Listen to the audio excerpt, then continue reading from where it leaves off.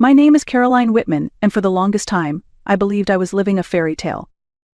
I was 38, a published author, living in a brownstone apartment in Manhattan with my husband Mark, a financial consultant, whose voice could melt away my stress in seconds. He had a way of saying my name, soft and slow, like a promise. Every morning started with a kiss on the forehead and coffee just the way I liked it. Every evening ended with him whispering I was his world. I believed him. Until one night, everything changed. It was close to midnight.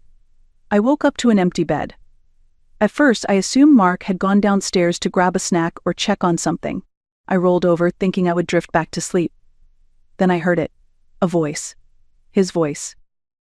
It was coming from his home office. Low, serious, calculated. "She still doesn't suspect anything," he said. I froze. For a moment, I couldn't breathe. The air felt thick, and my heart started pounding like a drum in my chest. I sat up, listening harder. "Everything's going as planned. Almost done," he continued. I tiptoed to the hallway, pressing myself against the wall near his office door. A thin line of light escaped through the crack. I could barely hear the rest, but I didn't need to. I had heard enough. I crept back to bed, lying as still as I could, pretending to sleep when Mark returned minutes later. He slipped into bed with the same practiced calm, pulling the blanket over us like he hadn't just shattered my world. That night, I didn't sleep. I stared at the ceiling, my mind racing. I didn't know what he was planning, but I knew one thing for sure: my husband was hiding something. And it involved me. The next morning, I moved through the kitchen like a ghost. Mark was still asleep, his breathing slow and steady. I stood in front of the coffee maker, my hands trembling as I reached for my phone. Until that moment, I had never once checked our finances. Mark always handled everything: bills, savings, investments. I trusted him. I thought that was what a good wife did. But trust, I was learning, could be the first step toward losing everything. I opened the banking app. My breath caught. Transaction after transaction flashed on the screen. $500 here, $1,000 there, $750, $2,000. Dozens of withdrawals over the past 3 months. Nothing enormous on its own, but together, they painted a picture. A very ugly one. I gripped the edge of the counter, trying to steady myself. Then came the voice behind me. "Checking the account this early." Mark's tone was casual, but I caught the flicker of surprise in his eyes as he leaned against the doorway, rubbing the back of his neck. "Just being curious," I said, trying to sound nonchalant. "Some of these charges look unfamiliar." He walked over, poured himself a cup of coffee, and gave me a practiced smile. "Oh? Those? Just a few small investments. I must forgotten to mention them." He took a sip without meeting my eyes. Something inside me snapped. It wasn't anger. Not yet. It was something colder. Something sharper. I nodded slowly, pretending to accept his explanation. But I was watching him now, not with love, not with trust, but with clarity. Every casual shrug, every deflection was another crack in the image I had once believed in. That night, I noticed more. He was on his phone constantly, always turning it face down, always stepping out to take calls. And when I asked what he was working on, he would smile and say, "Just business. Nothing for you to worry about." But I was worried, deeply, and that worry was turning into resolve. I wasn't going to wait around to find out what he was planning. I needed answers, and I needed them fast. 2 days later, I got my chance. It was a quiet evening. Mark had just finished dinner and said he was going to take a shower. Normally he would carry his phone with him everywhere, like it was an extension of his body. But tonight, for the first time, he left it on the dining table. I stared at it.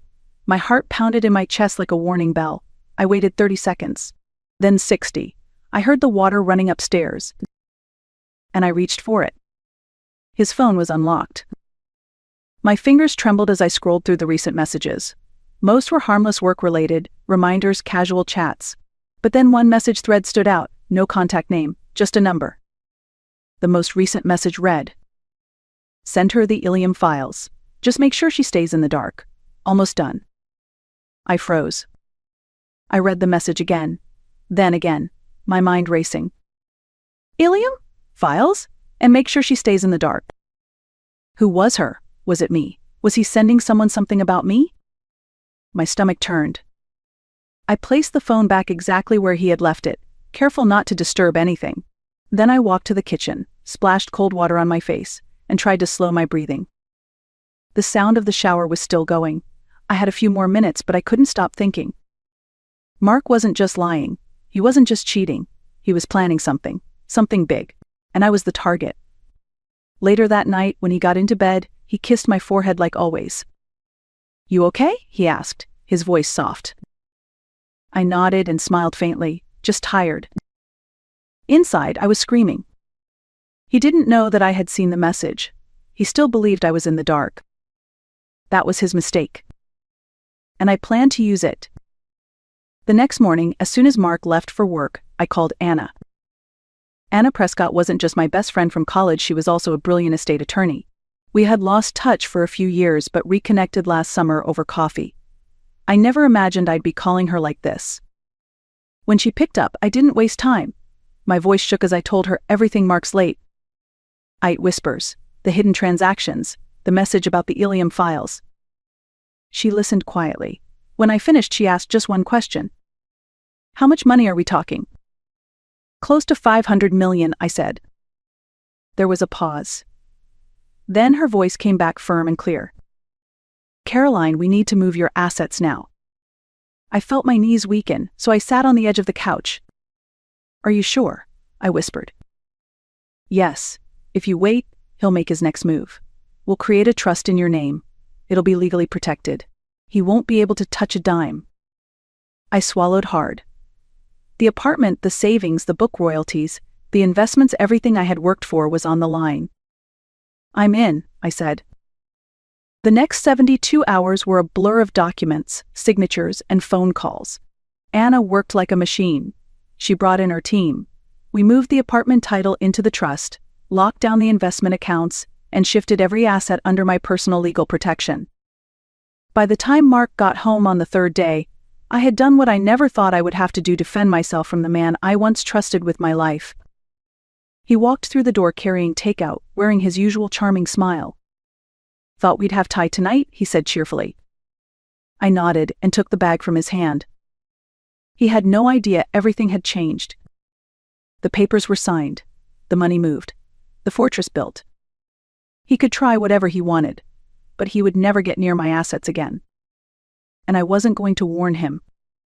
Let him believe I was still asleep. Let him make the next move. Because now I was ready. 4 days later, Mark made his move. It was a Friday evening. He came home earlier than usual, dressed in one of his tailored suits. He looked calm, almost smug, as he set his briefcase down and sat across from me at the dining table. "We need to talk," he said, sliding a folder toward me. I didn't flinch. I opened it slowly, revealing the documents inside, divorce papers. "I think it's for the best," he continued, his voice rehearsed. "We've grown apart. I don't want things to become more painful." I looked up at him, keeping my face unreadable. "Really?" I asked. He hesitated for a second, just long enough for me to see the flicker of uncertainty behind his eyes. Then he nodded. "Yes, it's better this way." I took a breath and slid the folder back toward him. "Before we go any further, there's something you should know." His brows drew together. "What?" I leaned forward just slightly. My voice was calm, clear, and deliberate. "I've already moved everything."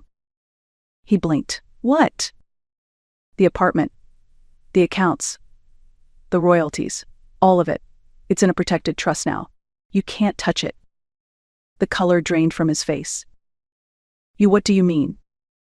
"I mean," I said, my tone steady, "you don't get to walk in here, hand me divorce papers, and walk away with half of my life." His jaw tightened. His hand clenched around the edge of the folder.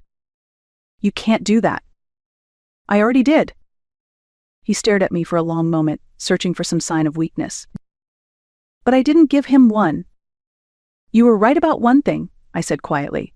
"Life is unpredictable." He pushed back from the table, slowly rising.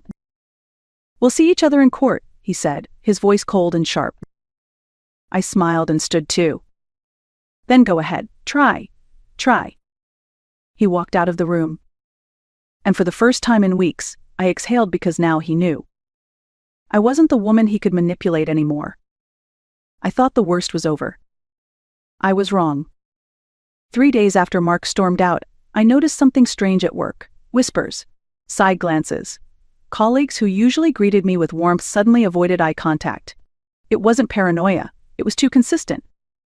Then my assistant Rachel walked into my office, her face pale, holding a printout. "I think you need to see this." It was a screenshot from an anonymous online forum. A post titled, "CFO hides funds during divorce using company money?" Underneath was a paragraph accusing an unnamed executive of embezzling funds to protect herself in a divorce, implying criminal activity. In the comments, someone had made it specific. "I know who it is. Caroline Whitman, look into her." I felt the blood drain from my face. Mark. He was behind this. I could feel it in my bones. "He's trying to ruin me," I whispered. Rachel nodded solemnly. "If this spreads, it could damage your reputation, or worse." I stood up, pacing the room. I had spent years building my name, my credibility. I had climbed every step on my own merit, no shortcuts, no favors. And now, one lie could tear it all apart. "I need to call Anna," I said, grabbing my phone. That evening, I sat across from Anna at her office. She listened as I laid out what was happening, my voice shaking with a mix of fear and fury. "This isn't just personal anymore," I said. "He's trying to destroy me professionally." Anna leaned back, fingers steepled. "He's playing dirty," she said. "Trying to force you into a settlement. He wants to scare you into giving up." I looked her dead in the eye. "I'm not backing down." She nodded, already drafting a letter. "First step, a cease and desist. If he pushes this further, we'll sue for defamation and reputational harm." A small spark of hope ignited inside me. He wanted to wear me down with lies. But he had underestimated one thing. I wasn't afraid of the truth. And I wasn't going anywhere. Just when I thought I had seen all of Mark's tricks, he went even lower.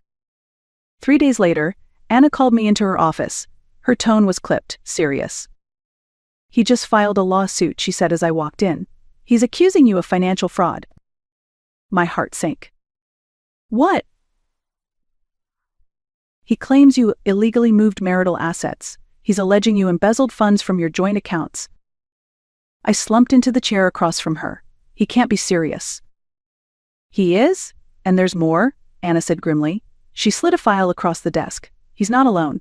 He filed with a co-plaintiff." I opened the folder.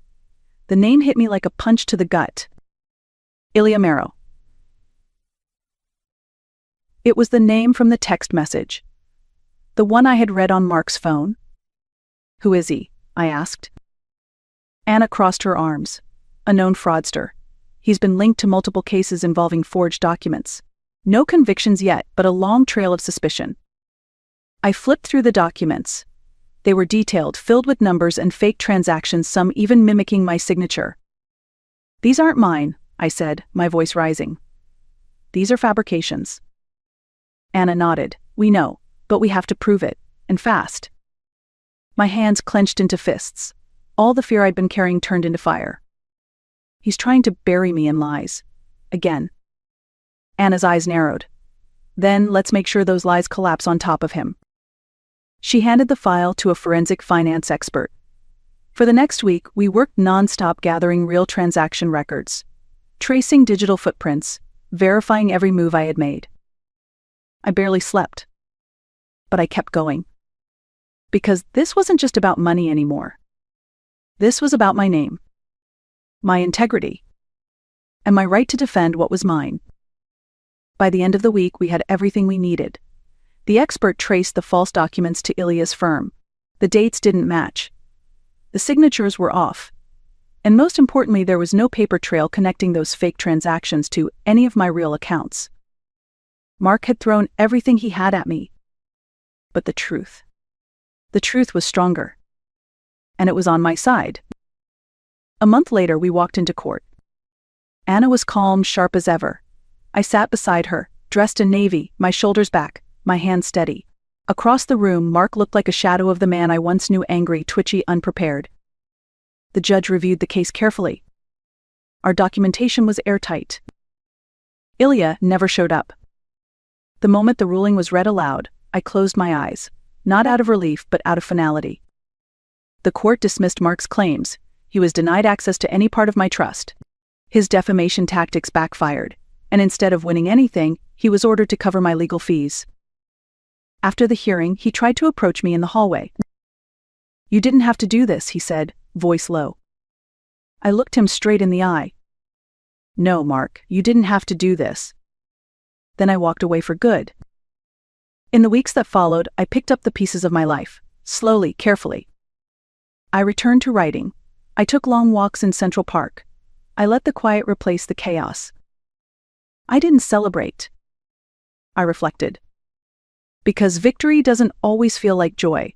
Sometimes it feels like peace after a storm. Sometimes it's just the absence of fear. I learned something through all of this, something every woman should know. Trust is a gift, but control over your life is a right dot. No matter how loving someone seems, never hand over your power blindly. Know your worth. Protect your future. Be willing to act before it's too late. And if someone ever tries to break you with betrayal, stand and let the truth speak louder than revenge. If you're still listening, thank you. And if this story resonated with you, share it. Like, comment, let others know they're not alone. Because strength isn't just surviving the storm. It's learning how to own the sky afterward. And that wraps up today's story. Now we want to hear from you. Where are you watching from? Drop your city or country in the comments, and let's see how far these stories reach. If this story moved you or gave you chills, give it a like, share, and subscribe for more powerful stories. One last thing, rate the story from 1 to 10 in the comments. Your feedback helps us bring you even better ones next time. Thanks for watching. We appreciate you being part of this storytelling journey.